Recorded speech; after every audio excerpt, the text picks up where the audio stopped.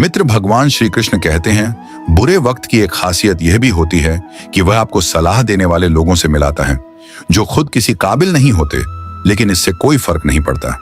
असली फर्क तो यह है कि हम अपनी सोच और नजरें किस दिशा में रखते हैं। सोच अच्छी होनी चाहिए, क्योंकि हमारी नजरों का इलाज किसी डॉक्टर के पास नहीं, बल्कि हमारी आत्मा में होता है। ए मेरे खुदा, मैं तेरी बंदगी में झुकूं और मेरे रिश्तों की जिंदगी संवर जाए। तेरी रहमत से ही मैंने अपने अस्तित्व को जाना है, क्योंकि मेरी पहचान से ज्यादा तेरी दया है जो मुझे जीने का हौसला देती है। बहुत कम लोग होते हैं जो मुझे दिल से समझ पाते हैं, और वे लोग जो मुझे कभी फालतू समझते हैं वही बार बार मेरी गलतियों को दोहराते हैं। कभी किसी को खोने से मत डरना। डर इस बात से होना चाहिए कि कहीं आप दूसरों को खुश करते करते खुद को खो ना दें।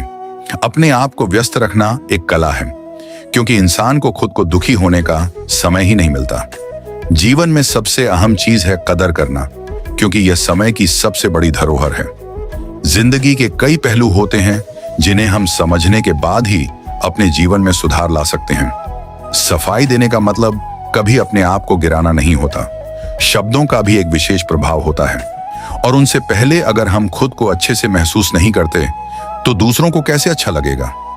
शिकायतें बहुत है तुझसे ये जिंदगी, लेकिन चुप हूं, क्योंकि जो तूने दिया है वह लाखों की किस्मत से भी बड़ा है। हम अक्सर बेजुबान की मदद करते हैं, क्योंकि यह बिना शब्दों के दुआएं देती है। हम उस वक्त में जी रहे हैं जहां लोग ड्रामों में रोते हैं। यही कारण है कि दोनों जिंदा होते हैं पर रिश्ता मर जाता है। प्रेम वह है जिसमें आत्मा बनती है, ना कि वचन, और जब संगीत वह टूटता है तो हम जीते हुए भीतर से मर जाते हैं।